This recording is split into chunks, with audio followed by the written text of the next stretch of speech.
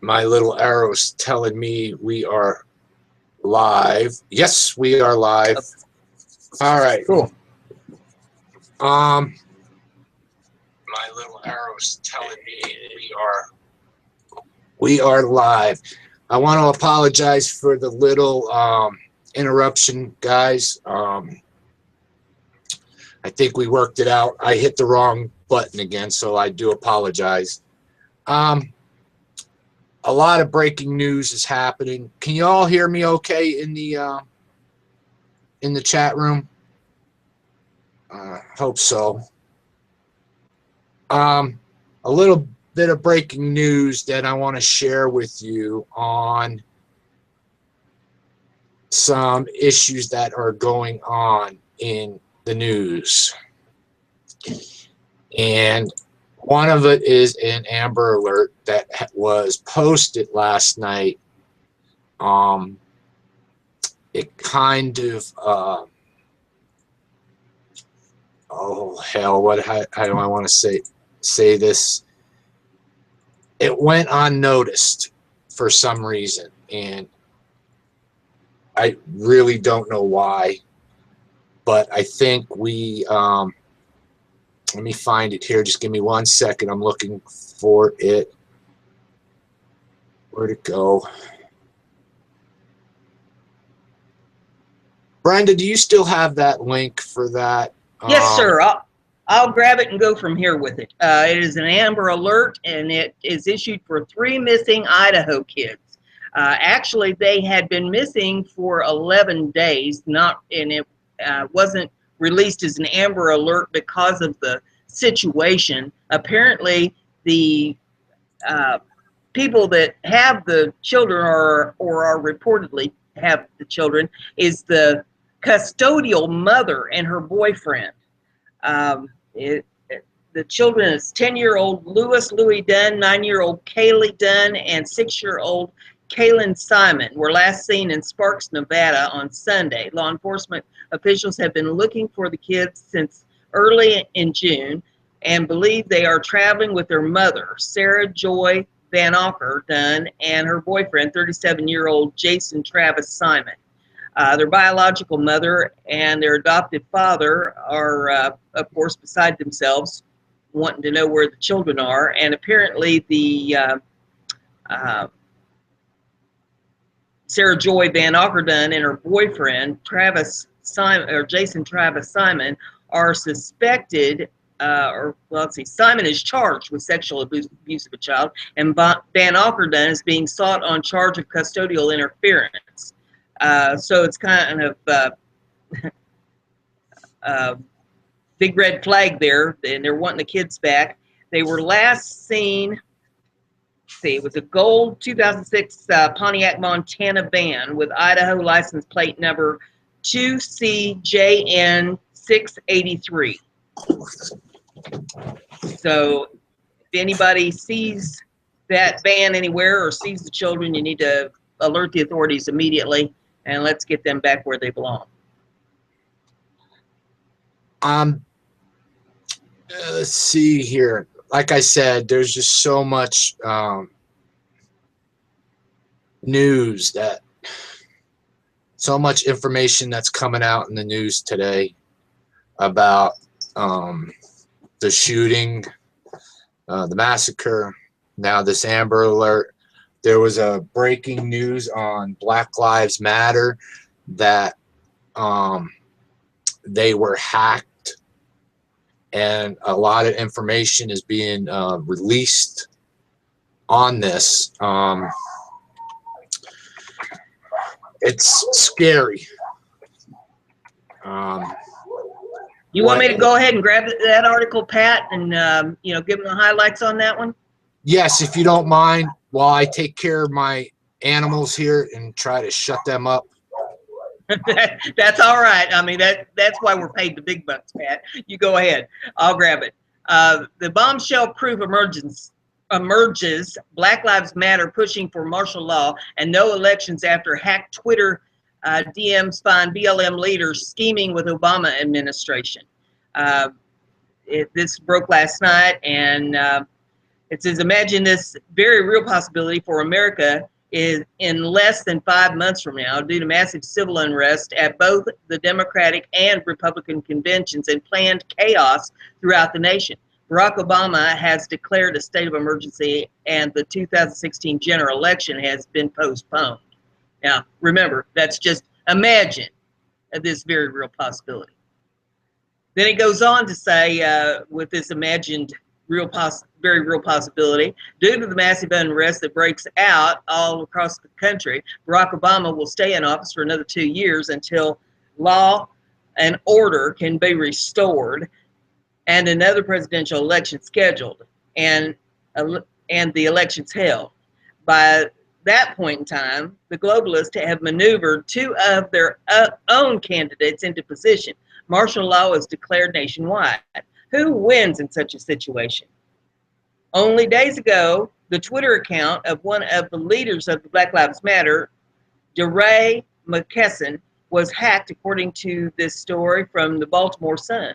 The account was then used by the hackers to send out pro-Donald Trump tweets while belittling Black Lives Matter. Interestingly enough, a series of direct message conversations between McKesson and another leader of Black Lives Matter, Joetta Elise, has just been made public. And the conversation that took place between McKesson and Elise, as seen in the screenshots below in this article, should be sending up another huge red flag to America. BLM is working with those inside the Obama administration to stop the November election. Why else would McKesson and Elise be talking about the declaration of martial law in America prior to the election being a win for Black Lives Matter? Why would McKesson be talking with Obama Attorney General Loretta Lynch about martial law in America and what BLM needs to do to make sure the election is stopped and Trump out of office? Not to mention they're being told to push the Trump is racist line. Since when is wanting a country with borders racist? The DM tweets tell us that the way that BLM and the current administration in DC are headed, and it's not good for all Americans. Much more below, including several new video reports on what might be a very difficult summer in 2016 in America. And then it shows these tweets that were hacked into. And this article is on the All News Pipeline. So if you want to see it, go to the All News Pipeline and look it up. The BLM pushes for martial law and no election. So that is that article.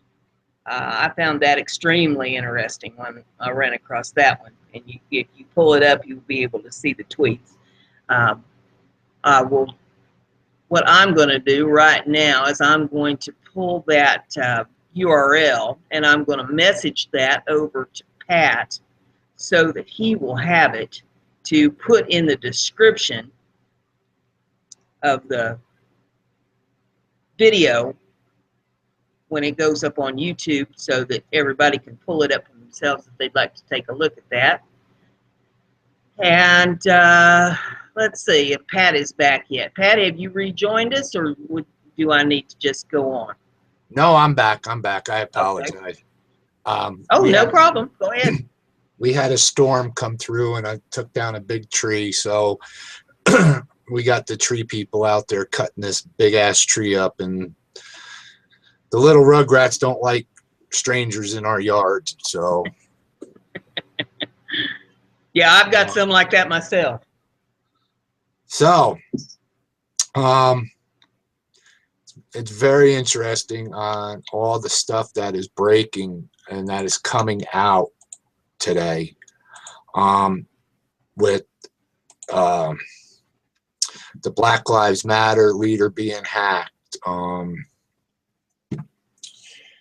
Oh man, all kinds of stuff that's just breaking with what happened in Orlando.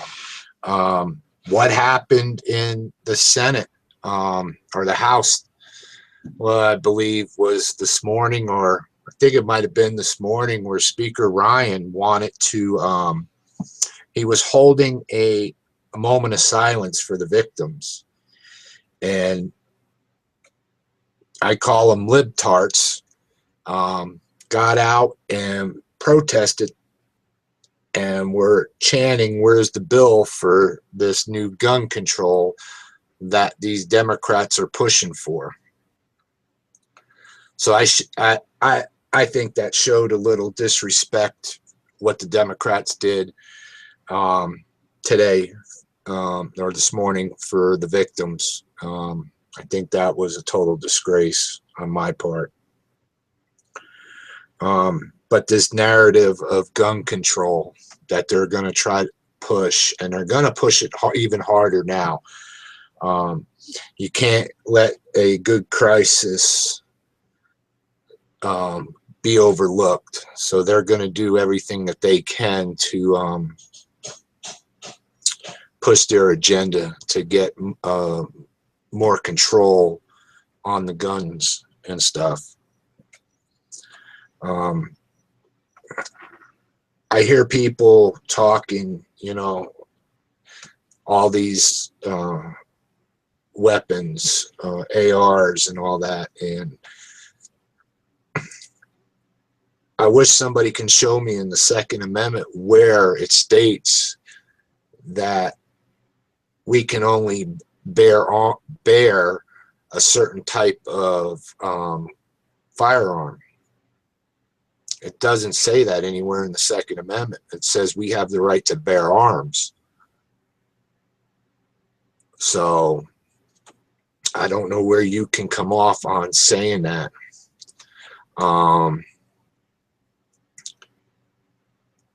A lot of stuff's being overlooked because of what transpired in Orlando, and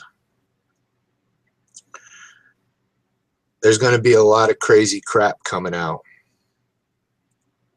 and within the next couple of days, coming days, or what have you. I did some thinking, and I found it really interesting. You know,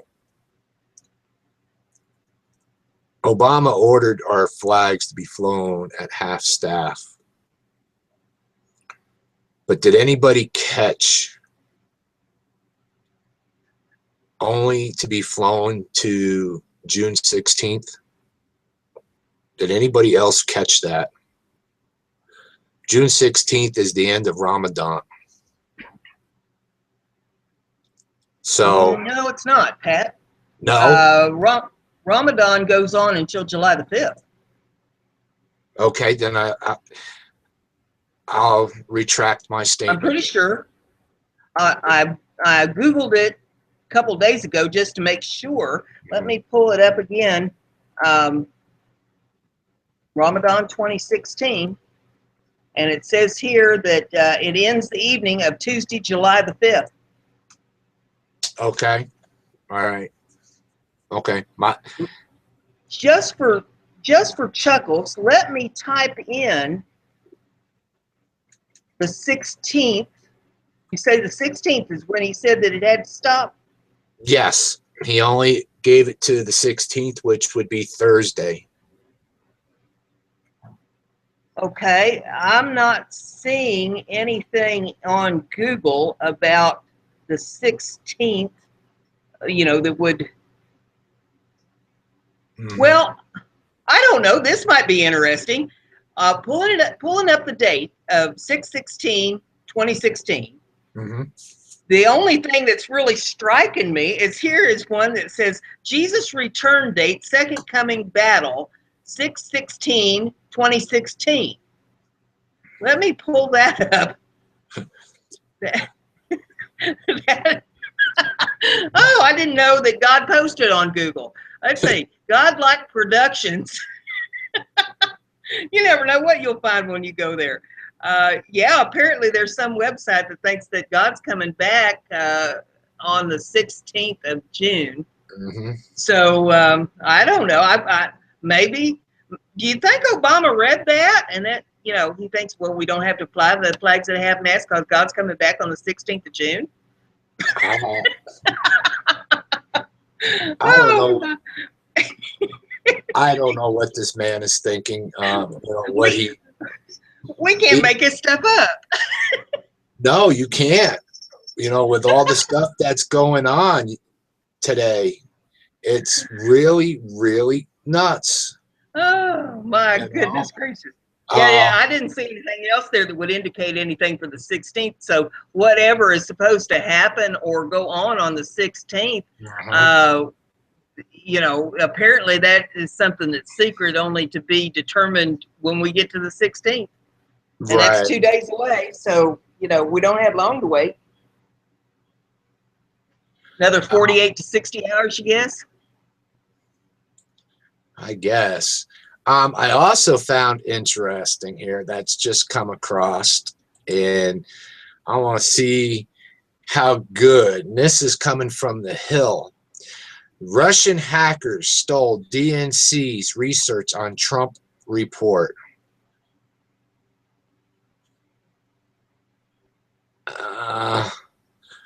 Let's see if I can do this. All right. Can everybody see that? Yes. I'm hoping you can. Russian government hacked the DNC. The hackers were so deep into the DNC network that they were able to read all. Got half of that cut off here. Half of the. Let's see. I'm missing something here. Hackers went deep in. Were able to read all email and chat communications, the report said. No donor, financial, or personal information was accessed in the breach, which suggests hackers were conducting. Look, you can read it. I'm getting flustered here right now. But I find that interesting. Okay, that's on thehill.com. And it's just amazing how, like I said, all this stuff is starting to, just all kinds of weird stuff. And I don't know if it's me, but there's just so much weirdness going on lately in our country right now.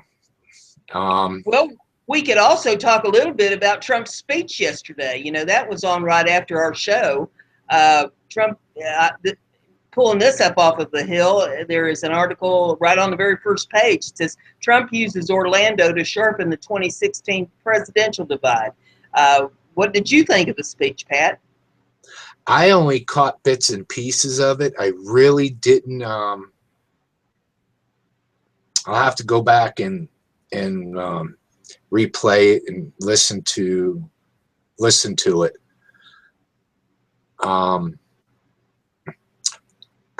Right now, my mind is just overwhelmed with everything that has been transpiring. There's another breaking. One of the jurors in the Stanford rape case is coming out speaking against the judge on his lenient sentencing of this rape victim. If that's what you call it. I think it's disgusting myself. There's just all kinds of stuff that's coming out, and then they're I don't know. It's just, and yes, I agree with a lot of people. This is a distraction, what they're wanting to do. They want to distract us from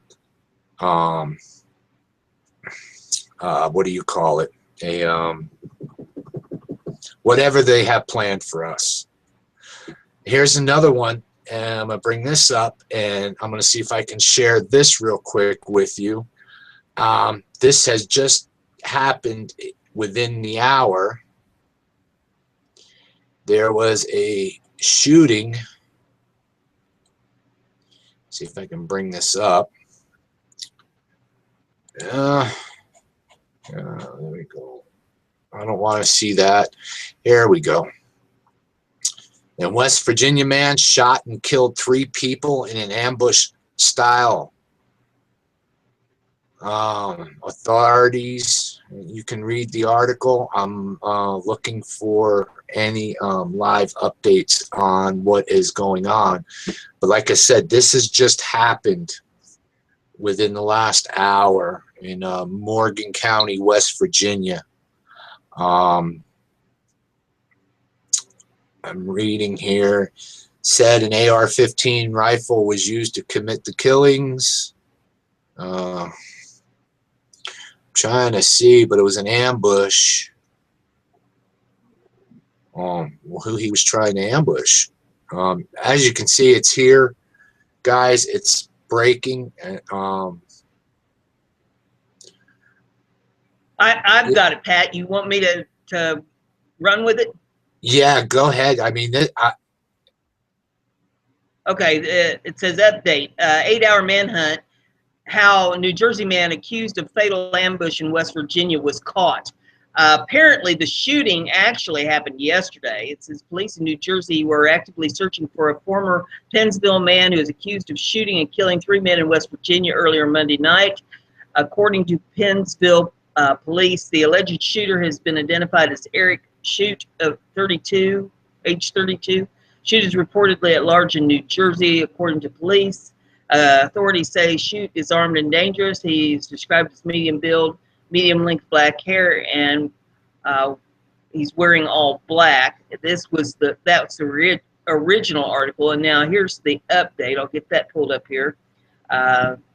Apparently, he has been caught now. It says former New Jersey man armed with a .223 caliber rifle allegedly ambushed a group of men in a rural West Virginia town, killing 3 of them before escaping and leading. Police on an 8-hour manhunt that ended in Pennsylvania. Eric Shute, 32, originally of Pennville in Salem County, filed. Oops, let me hush that up. All right, get rid of the ad they had running in the background.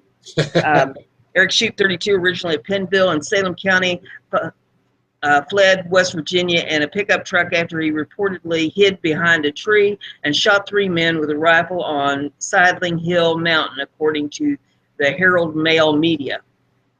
Let's see. Shute, who has not yet been charged for the deaths, claimed on his Facebook page the 3 men were trying to rob him of $20,000 and that the shooting was self-defense, according to a photo sent to New Jersey Advanced Media. Let's see. Police were first called to the scene on Gamble Lane and Detour Road around 4:45 on Monday, but Shute had fled the area, triggering a massive manhunt that involved police from West Virginia, Maryland, Pennsylvania, and New Jersey. He's actively posting social media hours after the shooting, including on his own Facebook page and community page, called Eastern Panhandle Working Fires, that was reporting on the incident. And the article I've got here shows the messages that he was posting up on Facebook. Mm-hmm. Good grief. This is getting to be crazy anymore. I have another one here that's coming across now. Anybody that has kids, young kids, grandkids, I'm going to share this real quick with you. There you go. Keebler recalling their products here. What's wrong with this batch of cookies? Can you see this? Yeah. And it's just amazing, you know. Let's see. Okay, it has something to do with peanut allergies, apparently. I saw something there about peanut allergies, so they must have used peanut oil or something in them. I guess. Let's see. Base company said the recall stems from previous recall by a supplier, Kraft, on wheat flour that has the potential to contain low levels of peanut residue. Yeah, they're just Oh. trying to keep from getting sued if somebody's kid has an allergy, or somebody has an allergy to peanuts. But they're recalling it, so. Yeah, because they don't want to get sued. So that's something. That's another thing we gotta pay attention to, Well, like. the best way to avoid having problems with food like that is to stay away from processed foods. That doesn't necessarily mean you're not going to have a problem, but if you're buying fruits and vegetables and stuff that's not processed, stuff that's natural, you can wash that off. They have even products that you can use to wash your fruits and vegetables and stuff in, and you're staying away from the processed foods and all the chemicals and all the additives and preservatives and stuff that they're dumping into our food supply, and that's going to eliminate some of it. Right. And the meat, you need to be real careful if you're a meat eater on where you're buying your meat. If you can buy local from farmers, or you have a good meat market in your area that's buying from local farmers, that is your best bet if you're going to buy any meat, or raise your own so that you know exactly where it's come from. Wow. There's just so much stuff that is breaking. I got another one that's really gonna have you scratching your head here, and see if I can get it. And if you can see that, can you see that headline? Yes. 7 women told him they've been raped. Now that title could be very misleading. It says at White House picnic, women tell him this.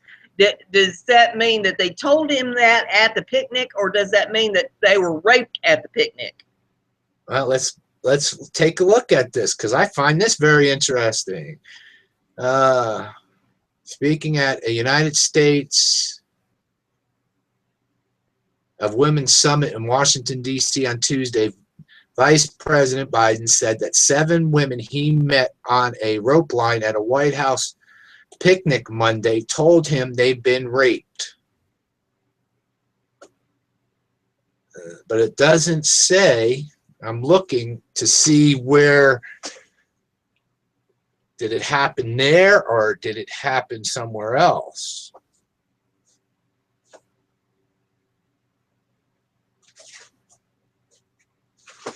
I think it probably happened someplace else, and it was just a conversation that transpired at the picnic, and he's trying to use that to keep his face in the news, because, well, he's a glory hound, but, he's supposed to be speaking out on sexual violence. Where the hell has he been for the last 8 years? Yep.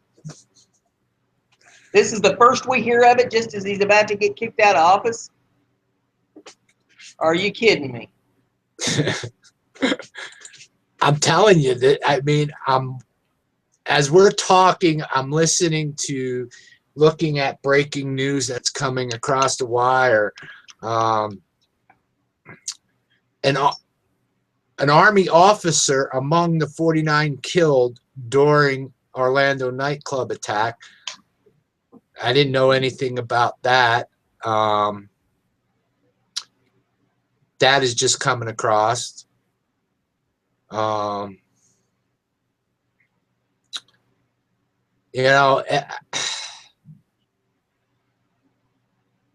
just so much. And here we go. I found it. What I've been looking for. The Amber Alert guys. Let's see if I can get back over here. We'll screen share it real quick. I think I'm catching on with this screen sharing.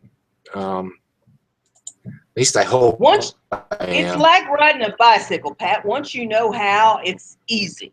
But when just trying to figure out how to do it is a little bit difficult. Yep.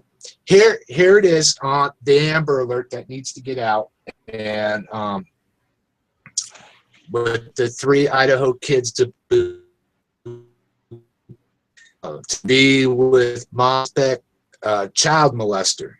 This ain't good. So just gonna have to read down on this, and you will see if I'm going too fast. I hope I'm not. But a 9-year-old. Just for everybody's information, Pat, that Amber Alert is on FoxNews.com. So, you know, if you want to pull that up on FoxNews.com and read more about it, it's on there. You know, I hate to hear about kids missing like this. And, you know, the thing is, the reason that they waited 11 days before they came out with it is that the woman is the children's custodial parent. The boyfriend apparently is extremely questionable. And I'm not real sure that she had cleared all this, you know, explained to the biological mother and the kid's adoptive father, who is married to the biological mother, that she was going to take the kids on a camping trip or what, you know, wherever she's gone with them. So that is kind of raised a question on, well, you know, are they really in danger or not in danger? But since they haven't been heard from in over a week, the biological mother and the adoptive father insisted. I mean, you know, and I don't blame them. They threw a fit and said, no, you're going to claim these kids are missing. We're going to find out where these kids are at. And so that's why they have issued the Amber Alert, to find out, you know, where the kids are, if they are safe, and, you know, get this guy, this boyfriend, figured out on, you know, does he have good intentions, bad intentions, and let's not get the children harmed. I'm trying to see if there's any other updates that are coming out on here, and I'm just, you know, this is just ridiculous on what is going on lately in our country. It's sad. It's totally sad. And, you know, they did issue a warrant for the father, I believe, or whatever he is, on sexual boyfriend. He's a pedophile. In my opinion, he's a dirtbag.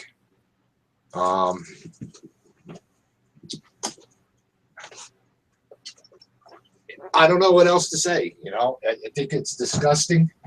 Well, I don't know that he has been convicted of anything, so we have to say suspected. He is questionable at best. So, you know, we need to find out exactly what his intentions are and what his background is and what's going on with him before we turn him loose with kids. And I can understand the biological mother and her husband, the adoptive father of this kid's, being very concerned about what's going on with them. Yeah, I think the children need to be found and make sure they're safe and haven't been harmed. And, you know, let's get some information on what the custodial mother is running around with, and, you know, she's putting those kids in harm's way. It has to be stopped. Right. The other thing that I'm coming across too, that I've been finding, and that is breaking now, and this is coming from, let's see, let me get this over here to you so you can take a look at it and everybody else.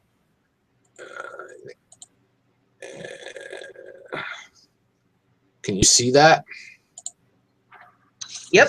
Oh, sorry. I gotta wait. Sorry. The court backs ruling treating the internet as a utility and not a luxury.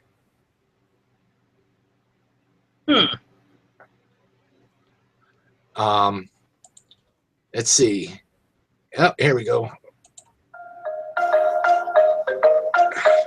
The Federal Communication Commission's new net neutrality rules reclassify high-speed internet as a public utility. The goal is to ensure an open and equal internet for all content, otherwise known as net neutrality. When you download content from the internet, it arrives in packets of data. Think of the packets as literal packages. Let's say you want to watch a Netflix movie, which is 10 packages big. First you order, but before Netflix ships, those packages have to go through a sorting facility. In this analogy, that's an internet service provider like Verizon or Comcast. Now, what net neutrality means is that all packages must be delivered at the same rate, and the new FCC rules are in place to make sure that happens. Broadband providers want to keep control over the delivery rates, but the federal court ruled that as a utility, high-speed internet should be equally accessible to all Americans. This decision may lead to even more rigorous regulations of providers like Comcast and Verizon and fuel their legal battle with the federal agency. Pretty interesting, huh? Yeah. So that's some more that needs to be looked into. Like I said, you know, I'm just overwhelmed with everything that is happening right now, and with the distractions that are coming and the backdoor crap that we're not paying attention to, or pay, you know what I mean, is very sad to me.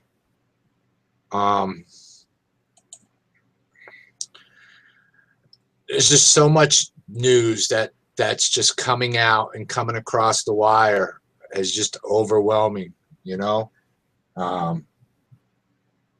What happened in Orlando, now we have Amber Alerts, we have another shooting. So I said that we are a country on edge right now, and there's a tipping point that's coming,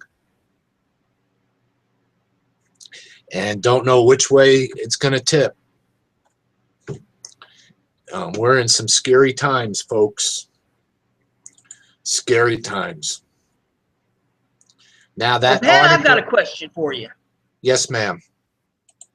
You mentioned the other day that your grandpa used to tell you them tales, you know, about when I was a kid. I remember, you know, walking to school uphill both ways, barefoot, and 10 foot of snow.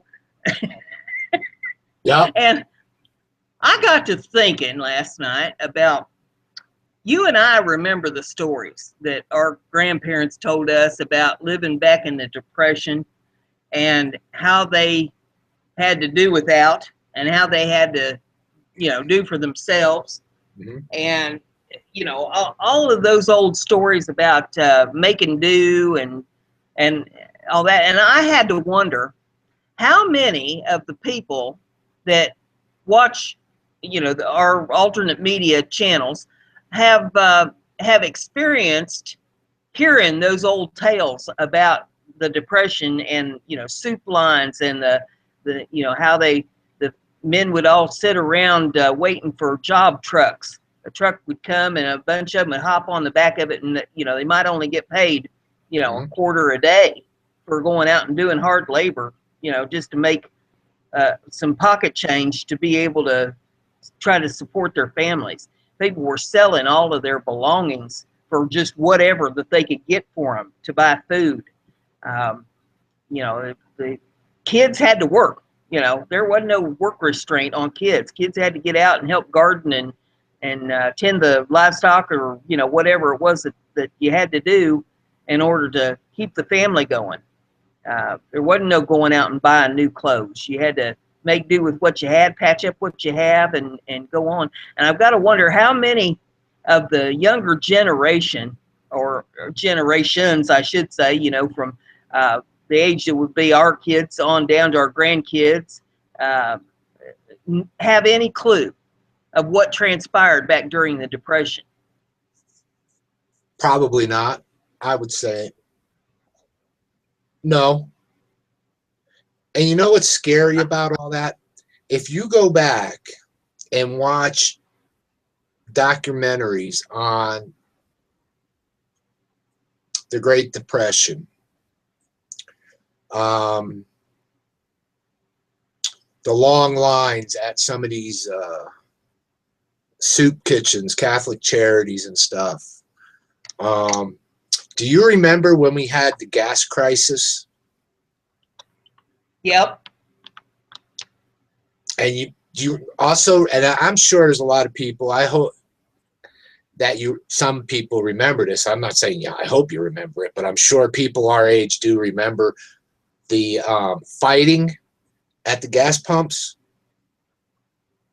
It was, I don't know if it was more out west, but I know on the East Coast there was a lot of tension at the gas pumps, and people actually getting into fisticuffs trying to get to that gas. Yeah, you could only go, you know, I forget exactly how that worked, but it was like every other day for, you know, certain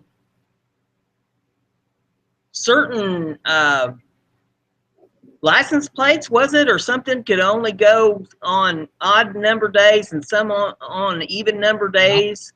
Yep, it was. Or the gas stations, some gas stations were only open like every other day. Yep. I wonder how many people remember that. These young kids today don't. You know, this generation is all about me, me, me, me, me. And you know, go ahead.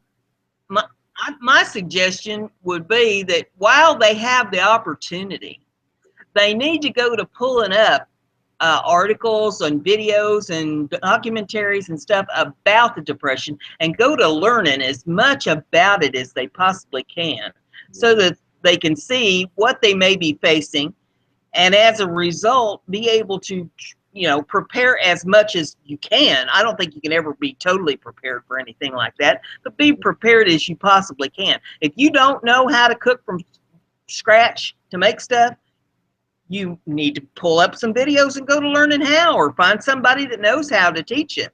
If you don't know how to grow a garden, you need to learn how. If it ain't nothing but growing tomatoes in 5-gallon buckets or something, you need to start learning how to produce a little bit of food on your own. Yep. You need to learn how to sew, or how to do first aid. You know, those things will be invaluable to you in the future of what we're about to face. And who knows how long it'll last. You know, some people are saying, well, it'll be, you know, a really rough year. Some are saying, well, it'll be, you know, a couple years. And some are saying, well, you know, we may be 5 years of really looking at hard times. Well, who the hell knows, when it all boils down, how long it's going to go on. It depends on what we have as any kind of an administrative lead in this country, of what we'll be facing, you know, let's say once the veil actually lifts and things are, you know, quote unquote, getting back to normal. What is normal besides a setting on a dryer? Right. You know, I've been thinking, and all this stuff that's happening to the EBT cards, you know, the food stamps and stuff. You know, this is tying in to the food lines, I believe. If you go back and look at the documentaries of the Great Depression, which I like watching documentaries, I always have, and you see the food lines, and you see the hardship in the faces of the people that are standing in the lines, wanting to get food and stuff. are we headed down that direction again with these issues where there was 22 states, I believe, I think you mentioned it to me, 22 states that are not going to renew these EBT cards? Yes, it was 22, and there's 18 more that are going to be joining that list. So Right. that makes a total of 40 states out of 50. And my comment on it was 40 states out of 50. How long is it going to take the other 10 to join in on that? So the Right. EBT cards, you might as well say, are history at this point.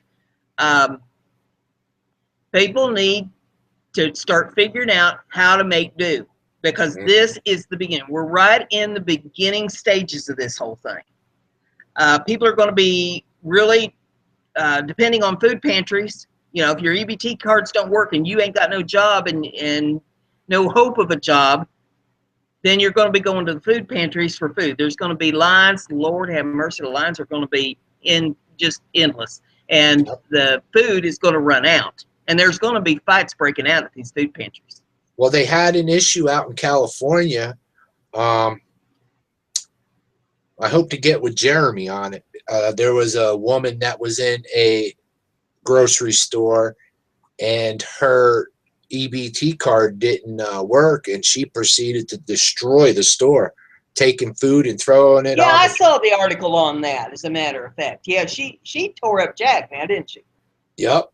Call the police. Call the police. Well, and then there was another woman that was coming out that was irate, that has 6 kids, and she only had I believe she made the statement she only had enough food to last another week or two, I believe.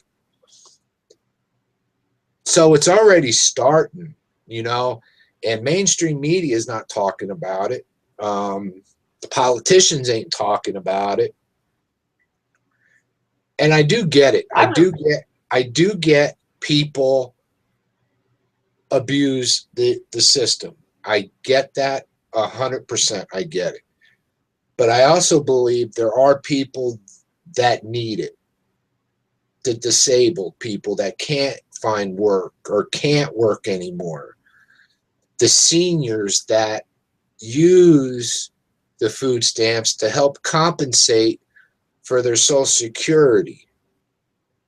You know, I can understand where, you know, there's some division there, because people, you know, they're abusing the system. Why should we pay for them to be on this, and why should we do this? Why should we do that? Well, I'm looking at it from the standpoint that there are people that actually need it, and they need the help. Now, and in the meantime, Pat, we've got congressmen, senators, representatives that are voting themselves raises and making over $100,000 a year, while totally. the Social Security sits by the wayside, and we, you know, Social Security recipients don't get raises for years on end. And even when they do get a raise, Medicare goes up to cover whatever the raise was. So you still really aren't getting a raise. No. So, you know, I have a big issue with how much money our elected people are getting, and all the perks on top of it. Oh yeah, I mean, the morons that are running our country are just so out of touch with reality. You know what I think needs to happen with that Obamacare, that Affordable Care Act? I think that it needs to be repealed for the people, but mandatory for the elected officials. Yep.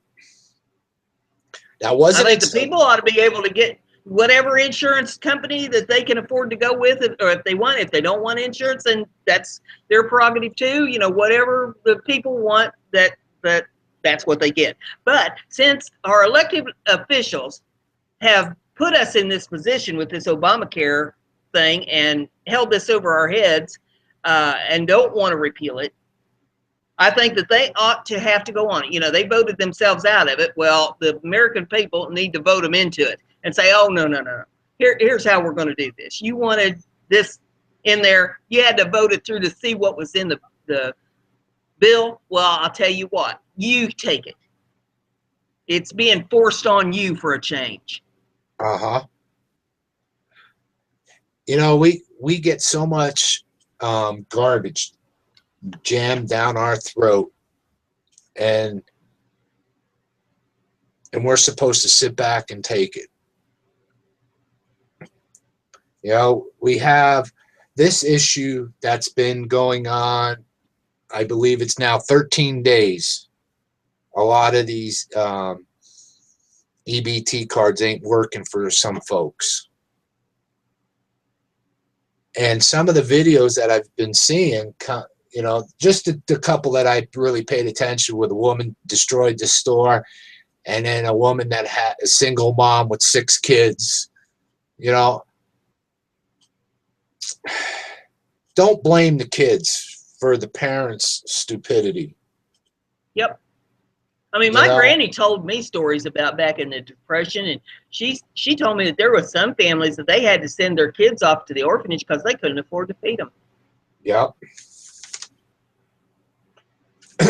So we have EBT cards not working. We have refugees coming in by the thousands. We have, what else do we have here? We have now documented that after the Black Lives Matter leader was hacked, it is coming out now that we are going to have issues now with trying to stop the election, and the Obama administration has their hands all in this to prevent the election from going down. So there was an article about Cleveland saying that they didn't want Trump supporters around the arena where Trump is going to accept the nomination. But they gave permits out to the Bernie Sanders people, the Clinton people, the Soros people. You know, they can all be tied into one. I don't know. I haven't really looked into that.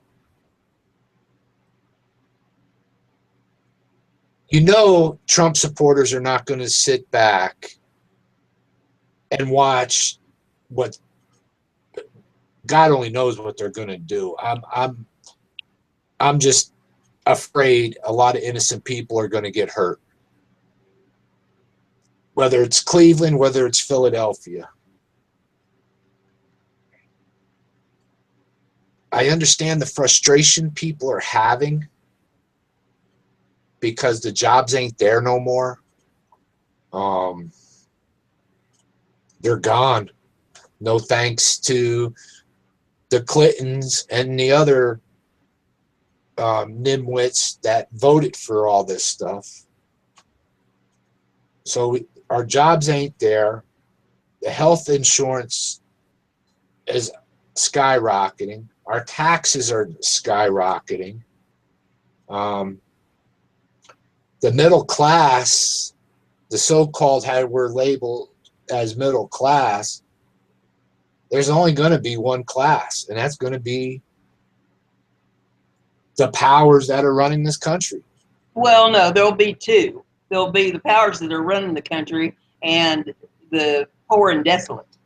There'll be no middle class. Yep. Because, you know, they have to have minions to do their bidding. So, you know. It's, I don't know. We're in a scary times right now. And yes, Americans, we are Americans, and we're all on edge. Just look at Facebook, what is being posted about the hatred right now. That is all over Facebook.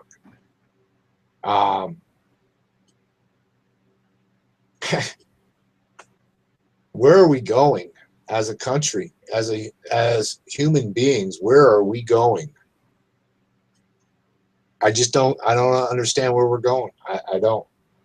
You know, are there distractions? Are they distracting us from the bigger issue? Yeah. I mean, just look around us. Just look around us. You know, it's just scary times, you know, because every 10 minutes there's a new breaking news story about some BS that's happening in the world. Our stock market's going up and down and all over the place. You listen to some of these financial advisors, the bubble's going to be burst, and it's going to be worse than the last one. I can see that coming. Yeah, it's coming. I really see that coming. The bubble's going to burst. You know, There's no way that we're going to pay back the money that this country has borrowed. So it's going to burst. It has to. There's no choice in it at this point. They've let it go too far. And, you know, everybody needs to be alert of, you know, what is going on with their money in the bank. Because when the banks go under, when they close up, whatever money you've got in there is not yours anymore. They'll be confiscating that. And if you've got cash, that's a good thing to have a little bit of, because you're going to need that to buy a little bit. But things are going to skyrocket in price when we go into hyperinflation. So the best thing that you can do is get some silver. And make sure you're getting real silver, and make sure that you get it in hand. You don't want to buy, you know, certificates and any of that. The certificates that they sell, you know, you might be buying a certificate and 10 other people or 50 other people might be buying the same certificate, and whoever cashes it in first will actually get the silver off of it. So you don't want to fool with that. You want to get actual silver so that you have that, because that is money. If you can afford gold, you know, by all means, get some gold. Gold is more of an investment than silver is. Silver is more of a trade item, and it's used in manufacturing electronics and a lot of things, so there's a lot of demand for silver. I've been keeping up with a lot of the economic news, and they're saying that when the bubble bursts, when, you know, shit hits the fan, that silver is going to absolutely skyrocket. I haven't checked the price on it this morning, but it's $17.50 unless it's gone up or possibly down, because it's been bouncing a little bit. But they're saying that they would not be a bit surprised if silver doesn't go over $100 an ounce. And some are even saying that within 5 years it could possibly be $500 an ounce, depending upon, you know, how horrible things get with the hyperinflation. You don't want to see it do that, because if it does that, good God in heaven, you won't be able to buy a loaf of bread for $200. You know, hyperinflation would just be off the map. So, you know, you got to be careful what you wish for. But if you want to protect whatever cash assets you have, silver's your best bet. That's my personal opinion.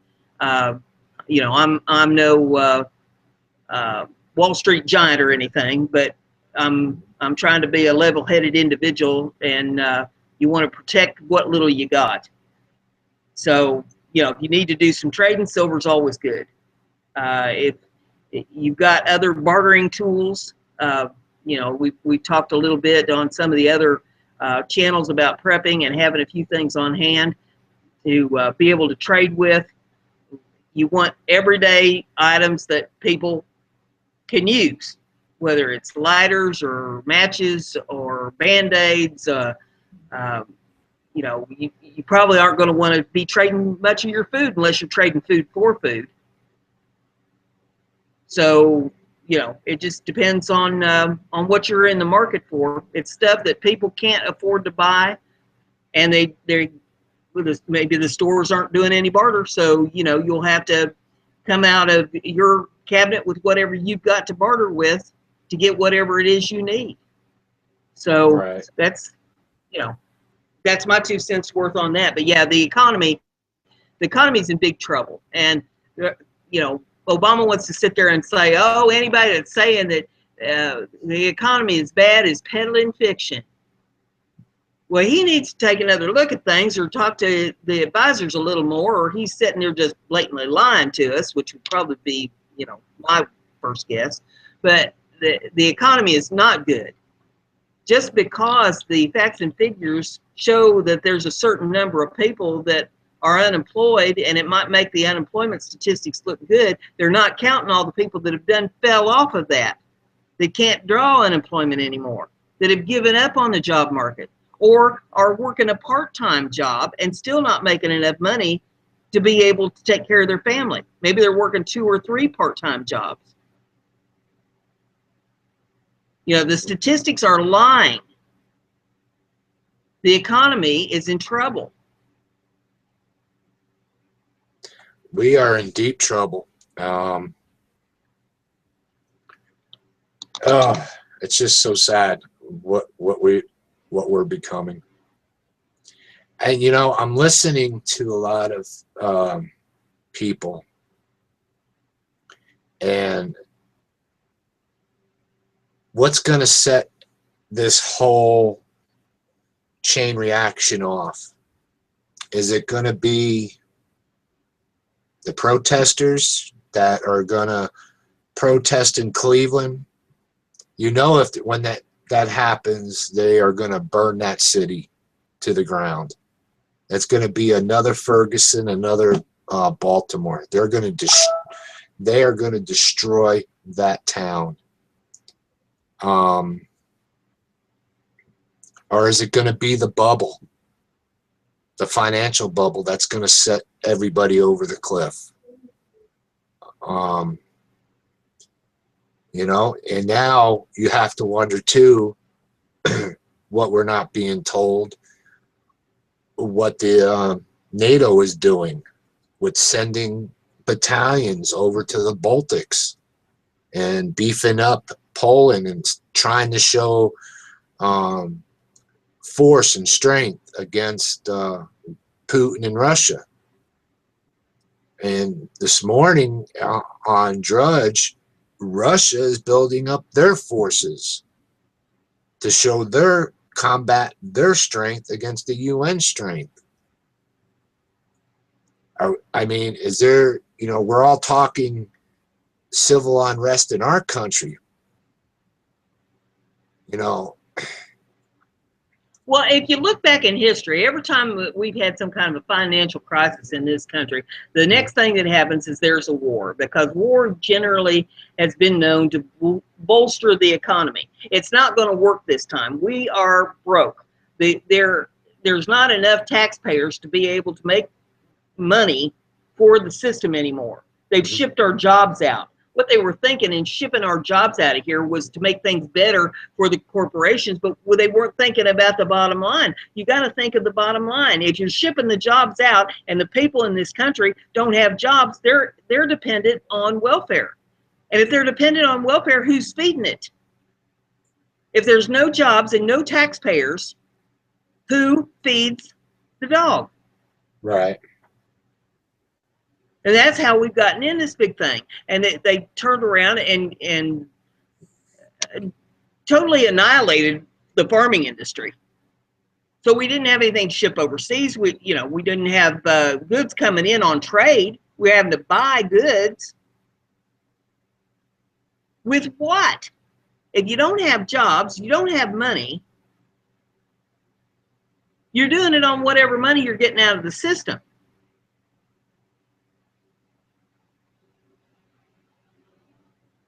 So they totally screwed the entire economy up. It's been ridiculous what they have done to this country. And, you know, as you have mentioned repeatedly, we are to blame because we have sat back and allowed them to do this. We've been trusting. We trusted them.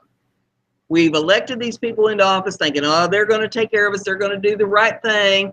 And they didn't do the right thing. They have screwed it up. And we've let it go on so long that now it has to run its course. And the only thing we can do at this point is to say, okay, this is what's happened. This is where we are. And we have to figure out how to survive this thing. So we're going to need the 3 things that I have been mentioning all along. We have to have determination. Be determined that you are going to make it through this. Regardless of what happens, you're going to do whatever it takes to make it through. You have to have enthusiasm and passion about your life and your circumstance, that I'm going to do this thing. Mm-hmm. And then you need a little skill. A little skill is certainly going to go a long way with you. And whatever it is you don't know how to do, don't sit there and say, well, I don't know how to do this. I don't know how to cook. I don't know how to sew. I don't know how to garden. Be figuring out how to do it. You better get you some survival skills going.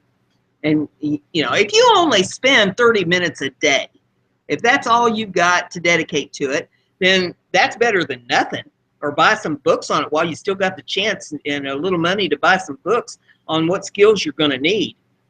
Foxfire, if you've ever heard of Foxfire books, I would strongly suggest that you need to get some. If you don't know what they are, look them up online. They tell you all the old-timey ways of doing things, all the ways that our grandparents or great-grandparents or great-great-grandparents used to do things, how they used to make cloth, how they used to render lard, make soap, all kinds of stuff. And these are skills that you're going to need because, like I was saying to Pat the other day, one of these days he's going to be talking to his grandkids or his great-grandkids, and he's going to be saying, I remember a day when we used to have stores where we could go buy food.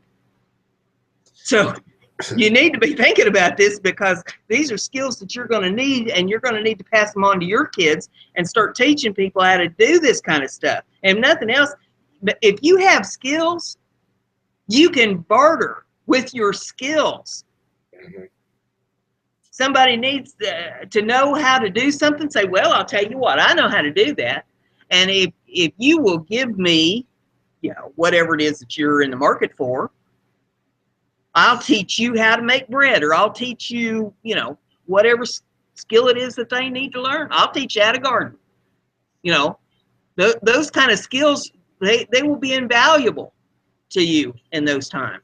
Yeah. So, you know, it's definitely something that you need to research now while you have the chance to do it, because these are the good old days. Yeah, I listened to what you just said about, you know, sitting there with your grandkids telling them about the good old days. But you know what?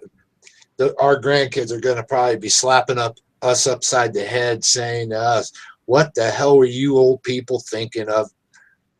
What were you thinking to allow this to happen to us? I can see that. I could see that. Well, you know, we could say the same thing about our grandparents. You know, we could look at them and say, well, how in the world did you let things get so bad that you got into the Depression? Uh-huh. But apparently, you know, like they say, if you don't learn from history, you're bound to repeat it. Well, guess what? We didn't learn from it, and now we are going to repeat it. And we're probably going to repeat it in a way worse manner than what it went around the first time. Yep. Because they weren't used to all the luxurious things that we have in this day and age. I mean, back then, you know, it was rare for anybody to have electric in the house. you still had the path and the privy. You know, we're used to indoor plumbing and electric, and you know, my home is an all electric house.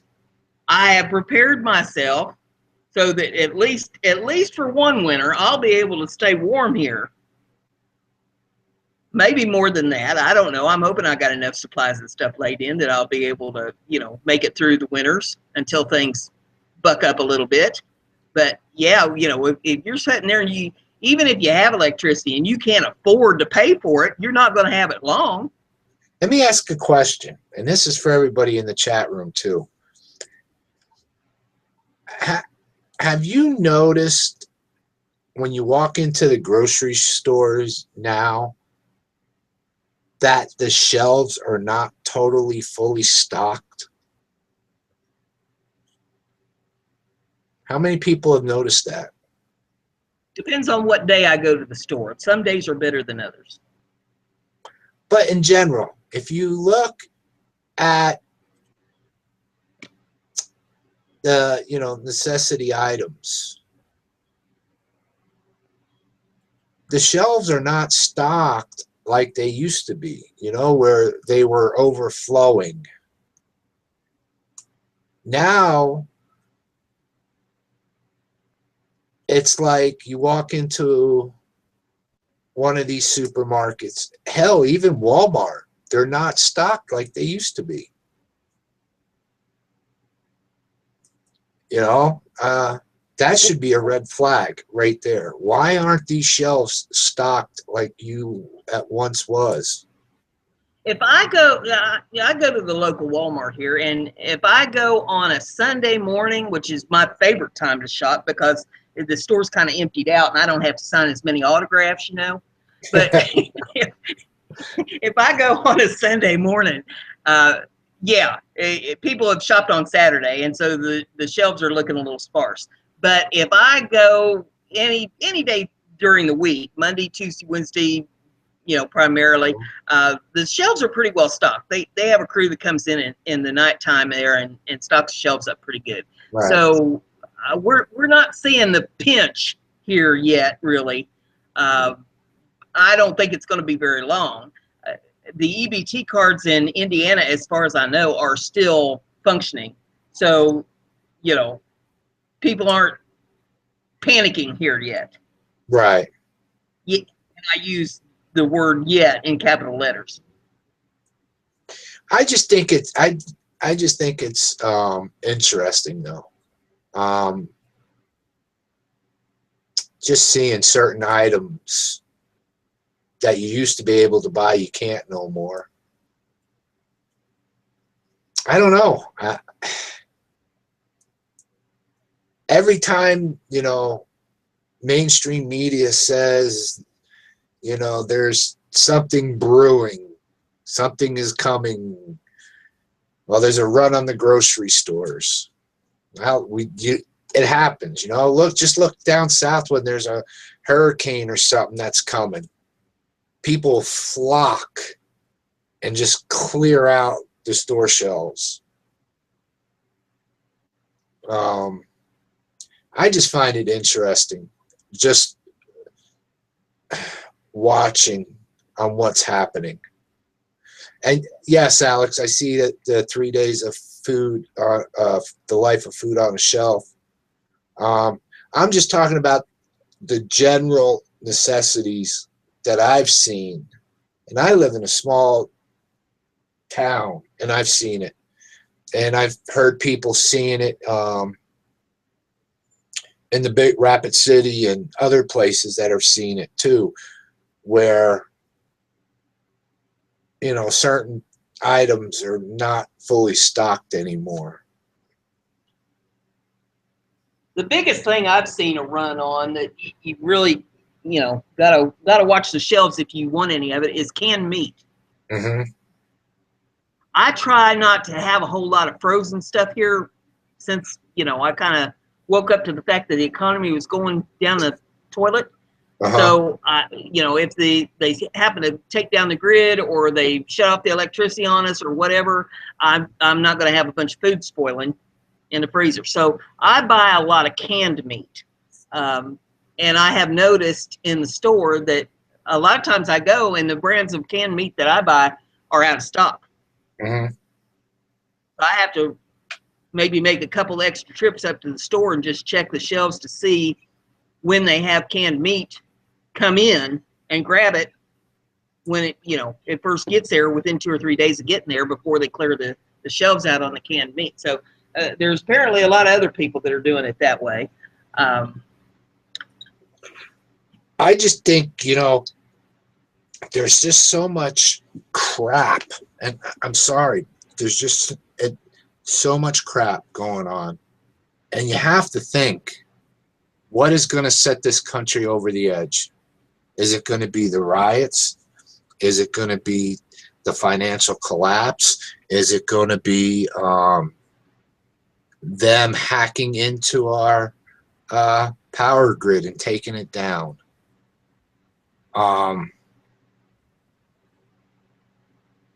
These martial law and the Second Amendment. Right. I mean, these three, I don't, you have I think it'll be a combination. I don't think it'll be just one thing. I think it'll be a whole combination of things that go down all at one time, and it'll, you know, one thing is to distract you from the next. Total chaos, total confusion. Yeah. I don't know, Pat. You know, if you stare at it too long, it's like you're mesmerized by it. You know, you're being hypnotized by it. Mhm. All the stuff that we've seen go across our screens and all these news stories and all this. So what I do is I try to kind of remove myself from the situation in order to save what little sanity I have left, and just say, okay, I'm going to sit up here on this wall and just watch what's going on in the Matrix. I'm going to prepare for the worst and hope for the best, and just watch everything that goes on. Like, you know, I'm not going to be part of the game. So far, that's working out pretty good for me. You know, every once in a while, I'll start to kind of get overwhelmed by what I see. I have to just walk away from the computer and, you know, go outside, take some deep breaths, just get away from it for a little bit, and say, okay, I'm back up on the wall. I'm just going to watch the Matrix. Right.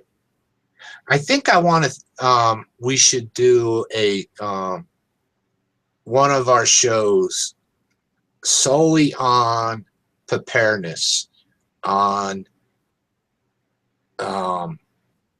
stocking up with the food, growing your own food, ham radios. I think we should really consider doing that. Taking one of our shows and strictly focusing on survival. Yep. You know, because there's a lot of people, I believe, that don't know how to administer basic first aid. You know, all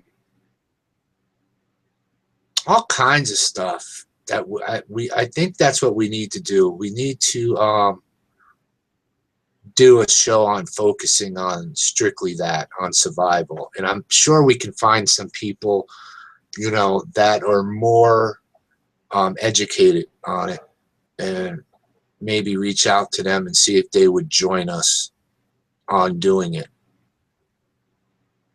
Sure, I'm open to that. I don't have a problem with that. I might learn something new. You know, I have, growing up on a farm and coming from, you know, poor family, and I spent an awful lot of time with my granny as a kid, and you know, she lived the Depression with 7 kids. So you know, she knew a lot of skills, and I learned an awful lot of stuff from her. So I feel like I am pretty prepared for, you know, whatever is thrown at me. But by the same token, I'm not opposed to learning anything new. You know, you can never be too educated when it comes to this sort of thing. Right. Because it's scary right now. The more I look into all this stuff that's happening and what's coming is really, really scary. We have to, excuse me. We have to really start looking at what is headed our way. You know, I listened to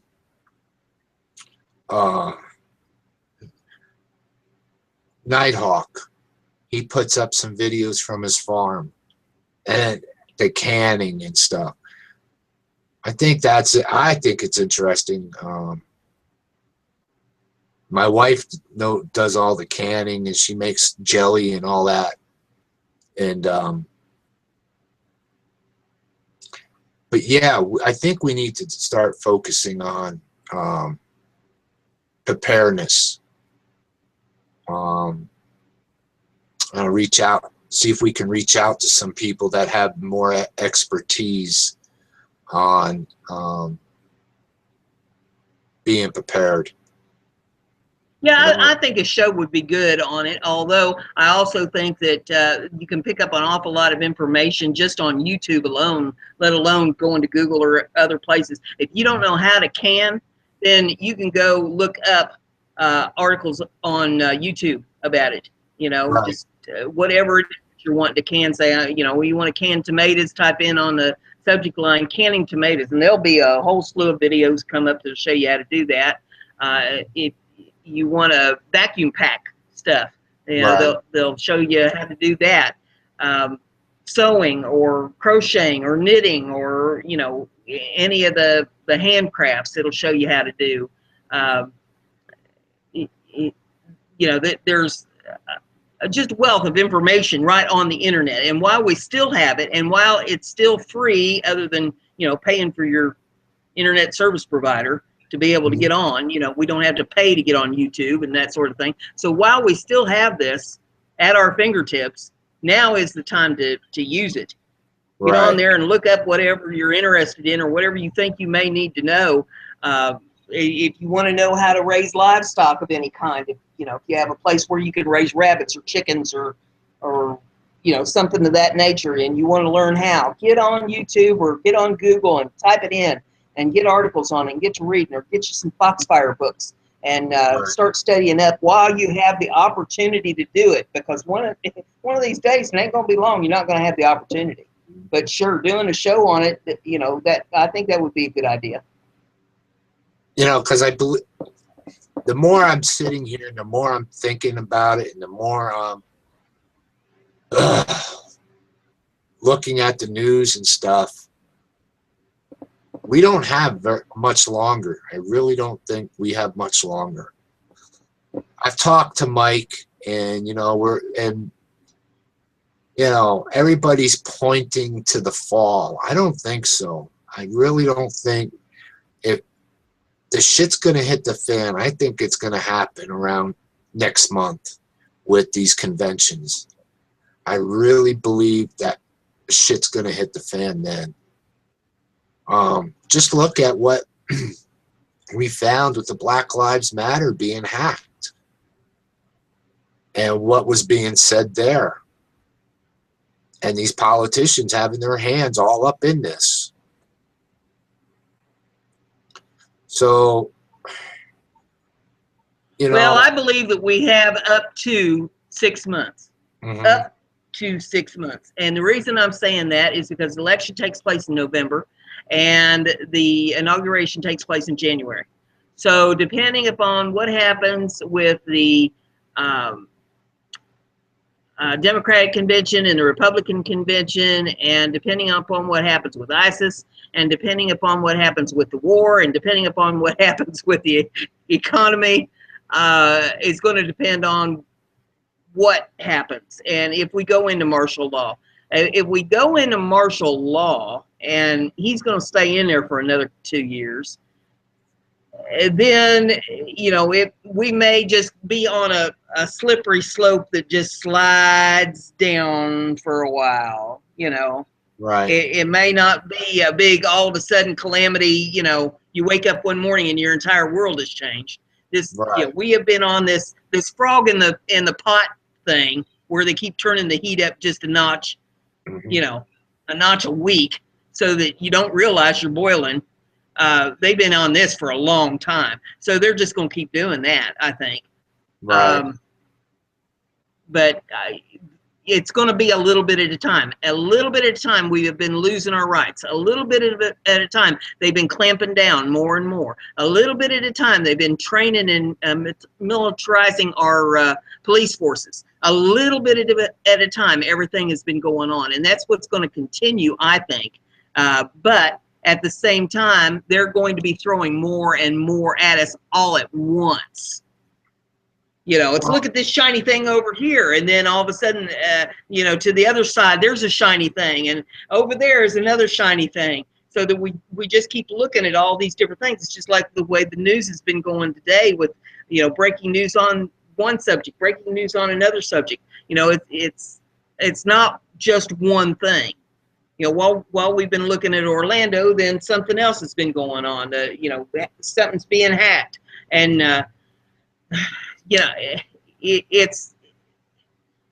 it's overwhelming if you let yourself be overwhelmed by it. Right.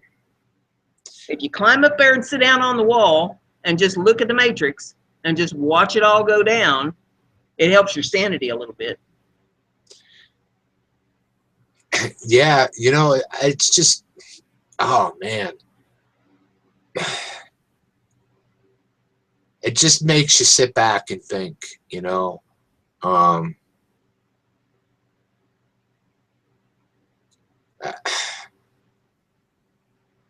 what's that old cliche? Hope for the best, or prepare for the worst, hope for the best.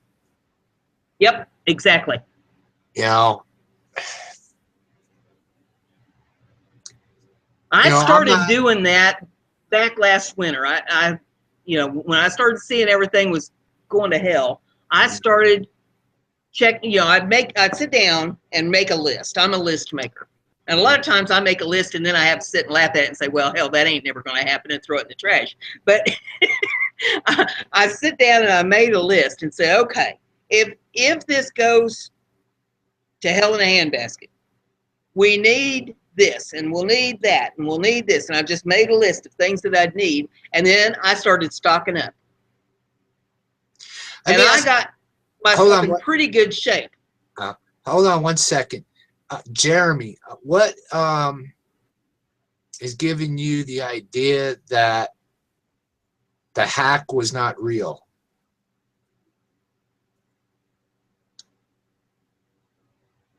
Yeah, Jeremy posted, I'm not convinced the hack was real. I'm just wondering what is giving him that that impression. I'm confused on that. I don't know. It's just, there's so many good people that are going to get hurt by all this. And everything that is, it's bad. It's bad. Well, I have been trying to tell my friends as much as they'll put up with me telling them that, look, things are not looking good. I could be wrong, but what if I'm right? If I'm right, you're going to look back and wish that you'd listened to me. Mm-hmm. You need to prepare yourself a little bit, and I'm not asking you to do anything that you can't use up. Right. You know, if you're planting a garden, you're going to be able to eat the food out of it, even if everything's rosy and peachy. If you have canning jars, you'll still be able to put up food and save money on your groceries in the wintertime. If you have an alternate fuel source for heating your home in the wintertime, you can use that and still save money on your electric bills if everything's great. Right. If you know how to do some of these old-timey skills that our grandparents and great-grandparents used to know how to do, how's that going to hurt you? I'm not asking you to do anything that will harm you if everything goes right. But if I'm right and it's going to go to hell in a handbasket, you're going to wish you had listened to me if you don't. You know, I never really gave it that much attention. But do you see the some of the commercials that are on TV? I forget the damn name of it. Buying the food in bulk that has a 3-month or 6-month lifespan on there. Have you seen those commercials? Yes.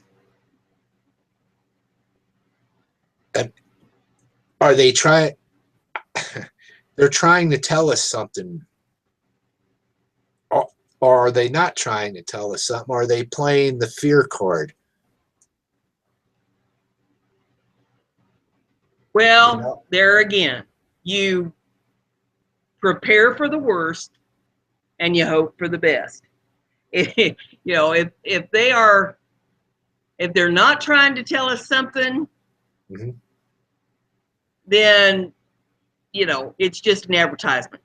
But if they are trying to tell us something, then you need to be prepared. Right. I just find it interesting. The more and more I'm looking at stuff now, because we have this show and I'm going deep into the news and looking and listening to other channels and what they said. Well, let me go look. I just need to find out for myself. And I go and look. It's a whole different world looking at all these world news, local news, you know, and you got to sit back. And we have mass shootings going on. We have this EBT card thing going on. We fixing to start World War III with Russia, or at least NATO, which we're part of NATO, is going to drag us into World War III with Russia, and that's going to be a bad outcome. I don't know. You know, we're in trouble. We are in deep trouble, and we got to focus on getting ready for the worst, preparing for the worst. And yes, I'm at fault too, because at times I have blinders on, you know, and I don't want to look at it thinking, no, this can't happen. They wouldn't do that. But now, the more the stuff that is coming out, I have to sit back and think, well, wait a minute, these SOBs are trying to provoke something in this country. Now they provoking it so we don't see what's happening over in the Baltic states, and that's being slid under the rug there. So they'll start chaos. I remember back when Vietnam was going on, they had Vietnam on the mainstream news all the time. Everything was going on over in Vietnam. And now with this stuff that's going on overseas, we're not hearing none of it on the mainstream media. Nothing to really tell what's going on. They're really trying to keep that hid from people.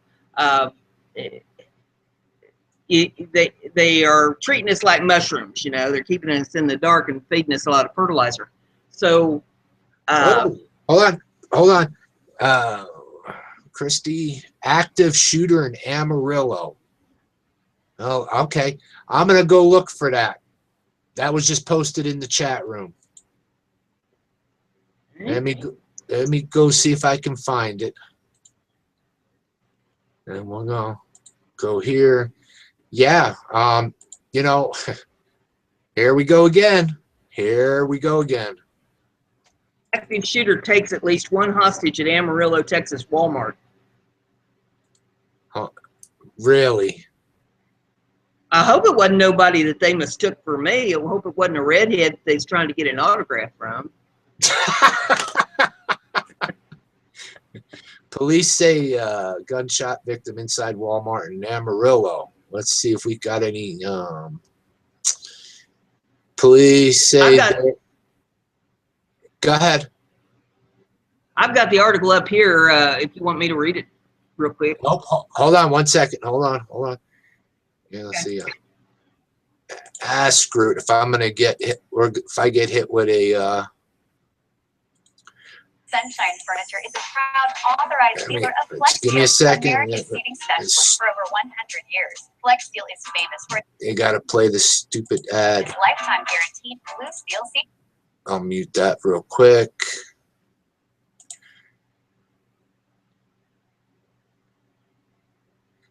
You always got to do an ad. Always. You got to be a way to shut these stupid ads off. I could just read the article real quick. Well, it's almost done. Okay.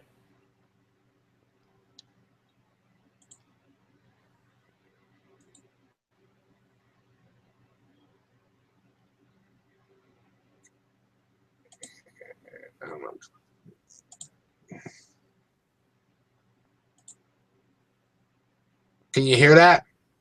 No.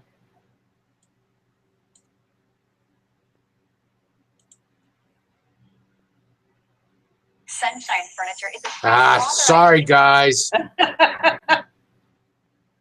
Just let me read the article. dealer of Flex Steel. Unbelievable.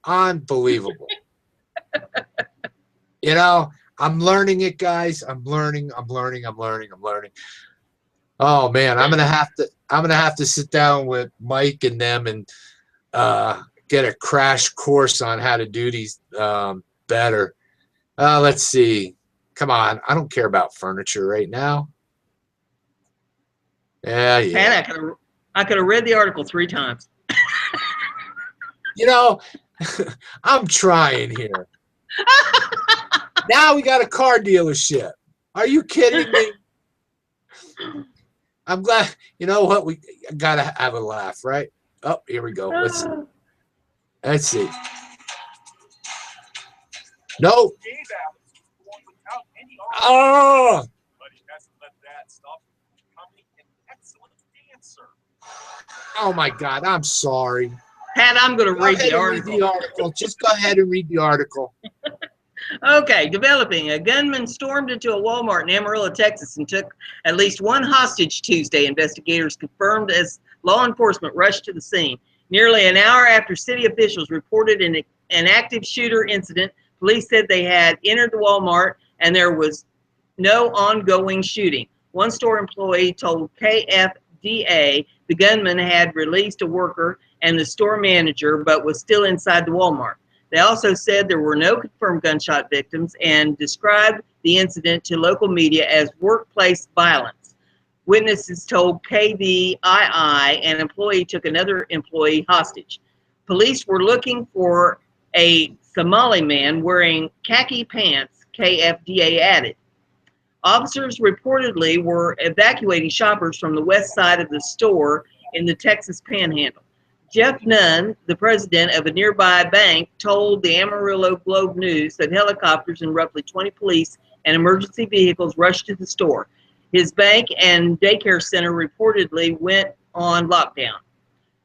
Police closed nearby streets off I-27. Please avoid the area so that officers can focus on the scene and not traffic, the Amarillo Police Department said in a statement. And there you have it. All right, hold on. I'm looking for more info right now too. Here we go again. It's gonna break more breaking news. All The award season yeah. at Texas Dodge and All-Star Dodge, and we're talking great I'm offers done. like I'm Zero done. Down, I'm done. I quit. I quit. Pat, if we ever come up with a channel where we need somebody to play advertisements, we're going to call you.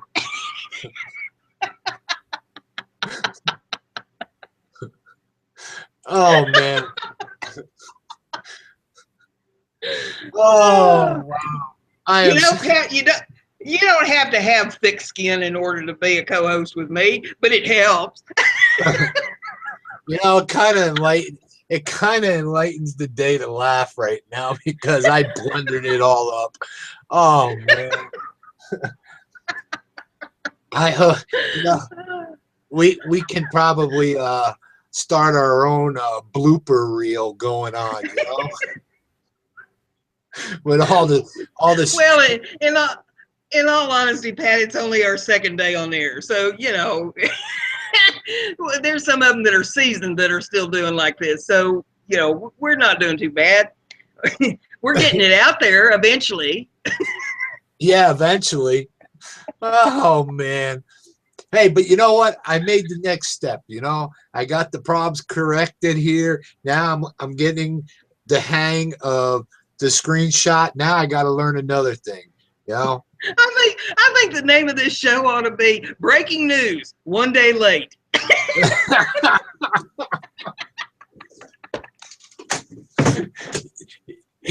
Oh God. Wow. We get it, but it'll be late by the time it gets there. If you don't mind getting the Sunday paper on Monday, you want us to report it for you. Oh man. Oh God. Wow. Oh. You know, it's real difficult teaching an old dog new tricks. I'm telling you. Oh, I'll tell you though, Pat, if you'd been around me while I was trying to learn how to do the Google and the Hangout or the YouTube thing together, you would have died laughing. It was one comedy error after the next, and then it got to the point where I was sleep deprived because I'd been working on it like over 24 hours, and I couldn't even see the screen anymore. And you know, I could laugh about it after it was over with. At the time that it was going on, not so much. But and I just kept hitting brick wall after brick wall, and I thought, you know, this can't be that difficult. There's other people that are doing this, so. You know, it made me feel like I was incompetent because I'm thinking, what in the world? You know, I didn't think that I was that goofy that I couldn't figure out something like this. But then once people started giving me a clue, you know, you drop a clue here and there that, you know, try poking this or try, you know, going over here and doing this. And then I began to start catching on to it a little bit. And once you know how to do it, it's not too difficult, except that when the programs decide they're not going to get along for whatever reason, just like, you know, we had that issue in the very beginning where, you know, it didn't want to let us on the air. We had everything set up the way it was supposed to go, and then it wouldn't let us do it. I had heard, though, that was a problem. So, you know, we'll face that from time to time, I guess.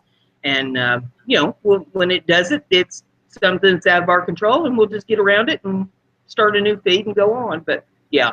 You know, some of this stuff like the advertisements, you know, you can't do anything about it except just read the article and go on. But this is how we learn. We're gonna look back and really laugh about it. Well, this is entertainment, and it's free. I mean, you know. I'm trying to do this, and I'm watching in the chat room. And I'm laughing at that. I love you. You're funny. I mean, I can't stop laughing. You know, I'm glad everybody gets along, and that's what it's all about for me. Having fun, laugh, you know, laugh at my goof ups, because I'll laugh right along with you. But yeah, for our second show, I'm sorry for the little oops that we had. Like I said, it's a learning curve for us, and I'm learning it, and I'm determined to get it down pat, and I will get it down. So I'm going to bring the show to an end, and I want to thank Alex, Jay, Jeremy. Thank you all. You all mean the world to me when you come in and join us in the chat room. I appreciate it so much. And at the end of every show that we do, I will do shout outs to all of you, because it means a lot to me. And I really appreciate all of you guys. Bear with us. We will get better at it, I promise. And that's all I have. Have a blessed day. Enjoy your day. And stay vigilant. Brenda, it's you. All right. Well, we don't want to forget Christy and Jimmy out there, too. Don't want to miss anybody, and everybody that tunes in once we are off live and it's on YouTube. We hope you enjoyed the show, and we hope that you learned something, and maybe we brought you a little bit of news and possibly some items that you might have missed that could be of interest and educational. We'd like to try to keep bringing current events and things that's going on to you.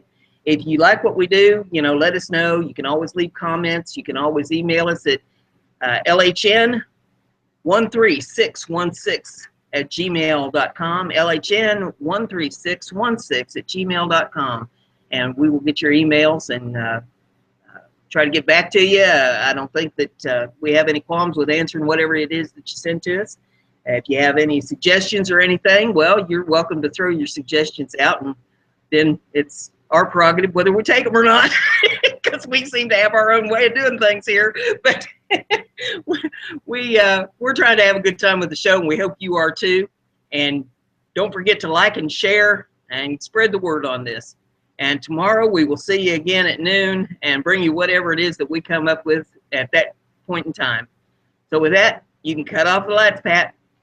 Okay. Enjoy my screw ups. Thanks, guys.